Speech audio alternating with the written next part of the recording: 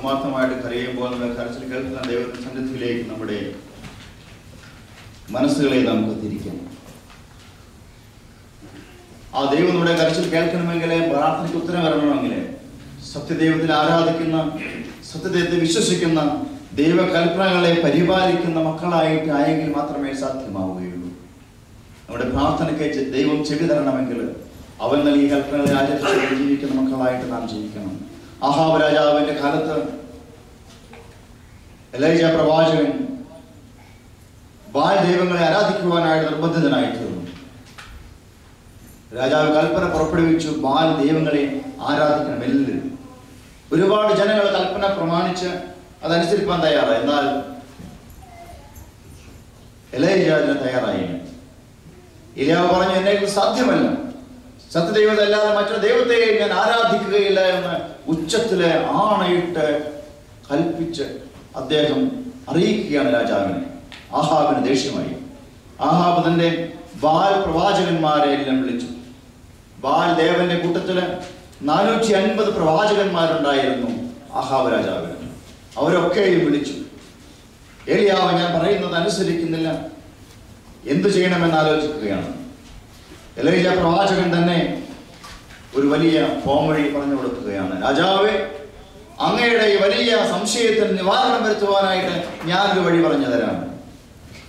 നമുക്ക് ബാൽ ദേവനൊരു ബലി അർപ്പിക്കാം. ഞാൻ എന്റെ ദൈവത്തിന് ഒരു ബലി അർപ്പിക്കാം.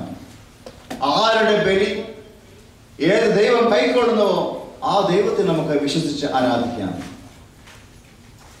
2 കാളകളെ കൊണ്ടുവരാൻ കൽപ്പിച്ചു. എലീശ പറഞ്ഞു, ആദ്യം അങ്ങയുടെ ബാലിന്റെ ദേവന്മാരും അങ്ങയുടെ പ്രവാചകന്മാരും പുരോഹിതന്മാരും ബലി അർപ്പിക്കട്ടെ. ഞാൻ ക്ഷമയോടെ കാത്തിരിക്കാം. ഞാൻ ബലി അർപ്പിക്കുന്നതിന് മുൻപ് അങ്ങയുടെ ബലി ആ ദൈവം ബാൽ ദൈവം സ്വീകരിക്കുന്നെങ്കിൽ ഞാൻ ആ ദൈവത്തിന്റെ കൂടെ ചേർന്നുകൊള്ളാം, വിശ്വസിച്ചു കൊള്ളാമെന്ന് പറഞ്ഞു. ബാലദേവന്റെ ആളുകളും പുരോഹിതന്മാരും പ്രവാചകന്മാരും 450 പേര് ചേർന്ന് വിറകടക്കി ആ കാളയെ നുറുക്കി അതിന്റെ മേൽ വെച്ചു. ഉന്നതങ്ങളിൽ നിന്ന് അഗ്നി ഇറങ്ങി അതിനെ ദഹിപ്പിക്കണം. അതാണ് ബലി സ്വീകരിക്കുന്നതിന്റെ അടയാളം. രാവിലെ തുടങ്ങിയ പ്രാർത്ഥനകളാണ്. പ്രവാചകന്മാർ 450 പേരും പുരോഹിതന്മാരൊക്കെയും ചേർന്ന് പ്രാർത്ഥിക്കുവാനായിട്ട് തുടങ്ങി, ബലി സ്വീകരിക്കുവാൻ വേണ്ടിയിട്ട്. വൈകുന്നേരമായിട്ടും യാതൊന്നും സംഭവിക്കുന്നില്ല. ആ വെട്ടിമുറിച്ച് വിറകിന്മേൽ വെച്ചിരിക്കുന്ന ആ കാളയുടെ ഇറച്ചിയിൽ നിന്നും വെള്ളവും രക്തവും വാർന്നൊലിച്ച് വീഴുന്നതല്ലാതെ ഒന്നും സംഭവിക്കുന്നില്ല. വൈകുന്നേരമായപ്പോൾ എലീശ പറഞ്ഞു, രാജാവേ, ഇനി മതി, ഇനിയും എനിക്ക് കാത്തിരിക്കാൻ വയ്യ, ഗിവ് മി എ ചാൻസ്. അവർ സമ്മതിച്ചു. ശരി, ഇനി നീ നിന്റെ ദൈവത്തിന് ബലി അർപ്പിക്കാം. ഏലിയാവ് വിറക് മുറിച്ച് അടുക്കി വെച്ചു. 12 കല്ലെടുത്തിട്ട് 12 ഗോത്രങ്ങളെ സിംബിളൈസ് ചെയ്യുന്ന 12 കല്ലുകളെടുത്ത് തറയിൽ നിരത്തി വെച്ചു. അതിന്റെ മേലെ വിറകടുക്കി അതിന്റെ ചുറ്റും വലിയ ട്രെഞ്ച് താഴ്ത്തി, വലിയ കുഴി കുഴിച്ചു 4 വശം. എന്നിട്ട് എലീശയുടെ വൃദ്ധന്മാരോട് പറഞ്ഞു, നിങ്ങൾ വെള്ളം കൊണ്ടുവന്ന് ഈ വിറകിന്മേൽ ഒഴിക്കുക. ആ വിറകിന്മേലെ ആ കാളയെ നുറുക്കി അടുക്കി വെച്ചു. വീണ്ടും പറഞ്ഞു, നിങ്ങൾ വെള്ളം കൊണ്ടുവന്ന് ഈ ഇറച്ചിയിന്മേലും ഈ തടിയിന്മേലും വീണ്ടും ഒഴിക്കുക. വീണ്ടും എലീശ പറഞ്ഞു, വീണ്ടും ഒഴിക്കുക എന്ന് പറഞ്ഞു. വെള്ളം ആ ഇറച്ചിയിന്മേലും ആ തടിയിന്മേലും വിറകിന്മേലും എല്ലാം ഒഴിച്ചു. അതൊലിച്ചു വന്ന ചുറ്റും താഴ്ത്തിയിരുന്ന വലിയ ആ ട്രെഞ്ച് നിറഞ്ഞൊഴുകുവാനായിട്ട് തുടങ്ങി. 3 പ്രാവശ്യം വെള്ളം ഒഴിച്ചതെല്ലാം കുതിർത്തു. എന്നിട്ട് എലീശ പ്രവാചകൻ മുട്ടിന്മേൽ നിന്നുകൊണ്ട് സ്വർഗത്തിലേക്ക് നോക്കി പ്രാർത്ഥിക്കുകയാണ്. അദ്ദേഹം കണ്ണുനീരോടെ പ്രാർത്ഥിച്ചു ഇങ്ങനെ, O Lord answer me, O Lord answer me, O Lord, O Lord answer me and have compassion on me. Anin Morio,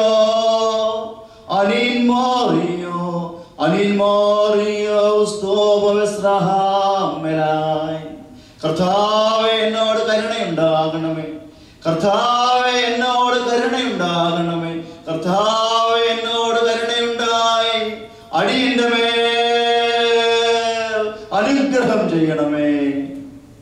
ഇതാ സ്വർഗത്തിൽ നിന്നും അഗ്നി ഇറങ്ങി ആ ഇറച്ചി കഷ്ണങ്ങളെയും വിറകിനെയും ദഹിപ്പിച്ചുകൊണ്ട് ആ ഭൂമിയിലെ മണ്ണിനെയും ചുട്ട് പഠിപ്പിച്ചുകൊണ്ട് അവിടെ നിറഞ്ഞിരുന്ന വെള്ളമെല്ലാം ആവിയായി മുഴുവനായും വറ്റിപ്പോകുവണ്ണക്കവണ്ണം സ്വർഗത്തിൽ നിന്നും അഗ്നി ഇറങ്ങി ആ ബലിയെ സ്വീകരിച്ചു. അനുഗ്രഹിക്കപ്പെട്ടവരെ, കരഞ്ഞുകൊണ്ട് ആത്മാർത്ഥമായി ദൈവസന്നിധിയിൽ അനീൻ മോറിയോ അനീൻ മോറിയോ അനീൻ മോറിയോ എന്ന് നാം വിളിക്കുമ്പോൾ, കർത്താവേ ഉത്തരം വരണമേ എന്ന് വിളിക്കുമ്പോൾ ഉത്തരം വരുന്നവനാണ് നമ്മുടെ ദൈവമായ യഹോവ. ആ ദൈവത്തിന്റെ മുൻപിലാണ് ഞാനും നിങ്ങളും ഇന്ന് ഈ വന്നിരിക്കുന്ന ഈ വിശുദ്ധ ബലിപീഠത്തിൽ സന്നിധിയിൽ വന്നിരിക്കുന്നത്. ആ ദൈവത്തോടാണ് ഞാനും നിങ്ങളും എപ്പോഴും പ്രാർത്ഥിക്കുന്നത്. ദൈവമേ കരുണയുണ്ടാകണമേ. ആ ദൈവം തീർച്ചയായിട്ടും കടാക്ഷിക്കും. ആ ദൈവത്തെ അറിഞ്ഞ് നാം വിളിക്കുമ്പോൾ, ആ സത്യദൈവത്തെ നാം ആരാധിക്കുമ്പോൾ, ആ ദൈവത്തിന്റെ കൃപയെ ജീവിപ്പാനായിട്ട് നമുക്കിടയായിത്തീരും. ആ എലീയ പ്രവാചകൻ വിളിച്ച് പ്രാർത്ഥിച്ചതുപോലെ, എലീയ പ്രവാചകൻ സത്യദൈവത്തെ ആരാധിച്ചതുപോലെ, ഈ ലോകത്തിലെ ലൗകികമായ കാര്യങ്ങളെ ആരാധിക്കാതെ സത്യമായ ജീവനുള്ള ദൈവത്തെ ആരാധിച്ചുകൊണ്ട് ഞാൻ മുൻപോട്ട് പോകുമ്പോൾ ദൈവം സ്വർഗ്ഗ കവാടം തുറന്ന് നമ്മെ അനുഗ്രഹിച്ച് നമ്മെ പരിപാലിച്ച് നമ്മുടെ നിലവിളി കേൾക്കും. നമുക്ക് വേണ്ടി കരുണകളെ ചൊരിയുന്ന അനുഭവം നമുക്കുണ്ടാകും. നമുക്ക് ആ സത്യദൈവത്തെ ആരാധിച്ച് സ്തോത്രം ചെയ്ത് വാഴ്ത്തി പാടിക്കൊണ്ട് നമുക്ക് ദൈവനാമ മഹത്വത്തിനായിട്ട് ജീവിതത്തെ പൂർണ്ണമായിട്ട് നമുക്ക് സമർപ്പിച്ച് നമുക്ക് പ്രാർത്ഥിക്കാം.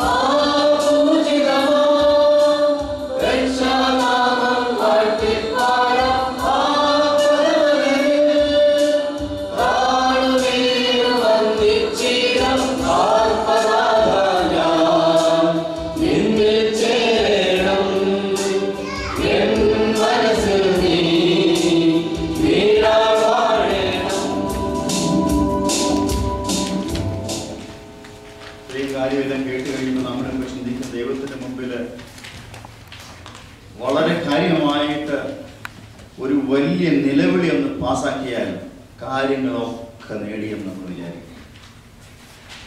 അതല്ലെങ്കിൽ ഇന്ന് വീട്ടിൽ പോയി കരഞ്ഞ് നിലവിളിച്ച് വാതിലടച്ച് അകത്ത് കയറി പ്രാർത്ഥിച്ചിട്ട് അടുത്ത ഞായറാഴ്ച വന്നിട്ട് ഒരുപക്ഷെ പറയും, അച്ചോ ബാലിന്റെ ദേവന്മാരും ബാലിന്റെ പുരോഹിതന്മാരും ബലിയർപ്പിച്ചതുപോലെ പകല് മുഴുവൻ പ്രാർത്ഥിച്ചിട്ടും അക്കി ഇറങ്ങി ദഹിപ്പിക്കാതിരുന്നതുപോലെ ദൈവമേ അച്ചോ എന്റെ പ്രാർത്ഥന തമ്പുരാൻ കേട്ടില്ലച്ചോ. ഒരുപാട് അനിൻമുറിയെ ചൊല്ലി വായിലെ വെള്ളം പറ്റിയച്ചു.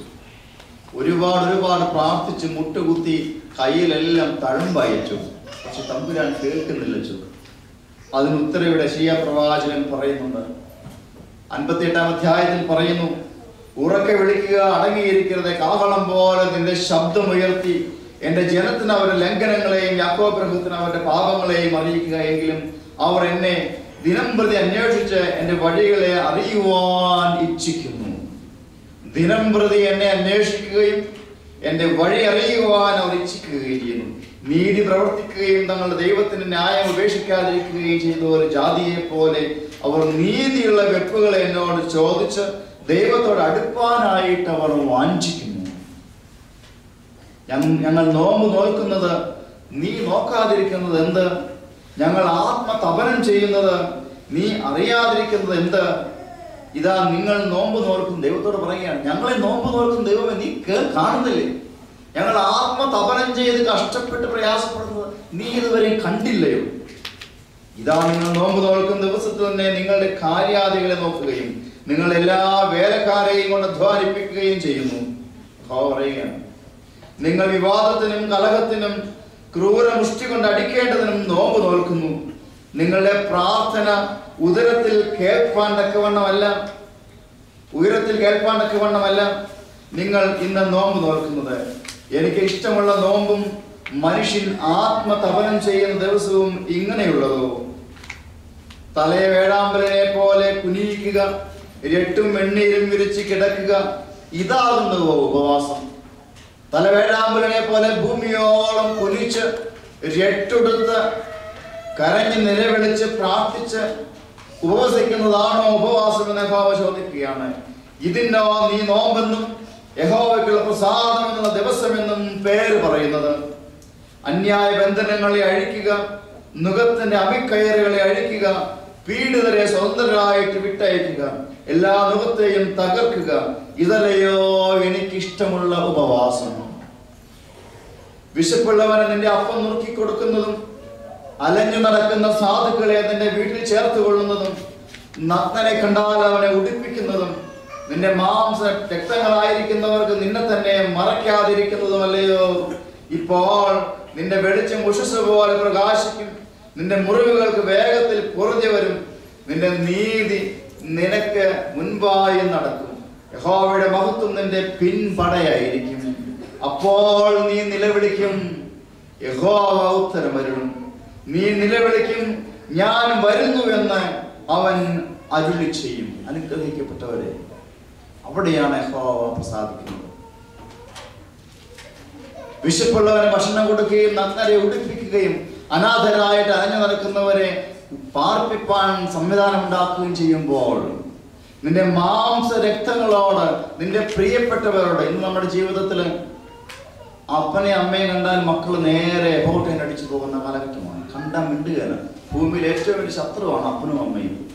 അല്ലെങ്കിൽ മക്കള്, സഹോദരങ്ങള്, സഹോദരിമാര്, കൂടപ്പിറപ്പുകള് കണ്ടാൽ മിണ്ടാതെ എത്രയോ ആളുകൾ ഭൂമിയിലുണ്ട്.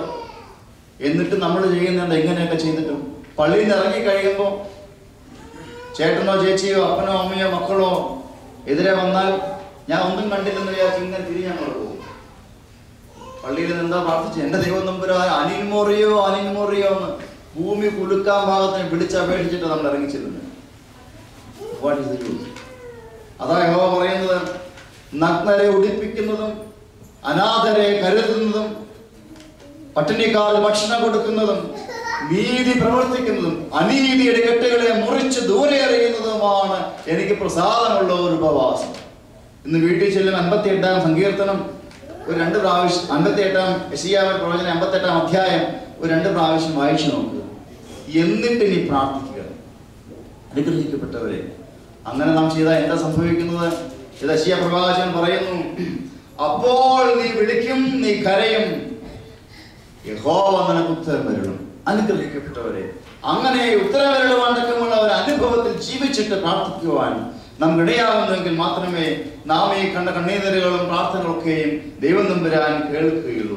യഹോവ നീതിയുടെ ദൈവമാണ്. അവൻ ഇസ്രായേൽ ദൈവം, നീതി നടത്തുന്നവനായ ആ ദൈവം. നിന്റെ പ്രാർത്ഥന കേൾക്കണമെങ്കിൽ അവനോട് പ്രാർത്ഥിക്കണം. Then you will cry. Do the justice first and then you will cry and the Lord will answer. You will cry for help and he will say, here am I. അങ്ങനെ നീ പ്രാർത്ഥിക്കുമ്പോൾ, കരയുമ്പോൾ യഹോവ പറയും, മകനെ ഇതാ ഞാൻ ഇവിടെയുണ്ട്.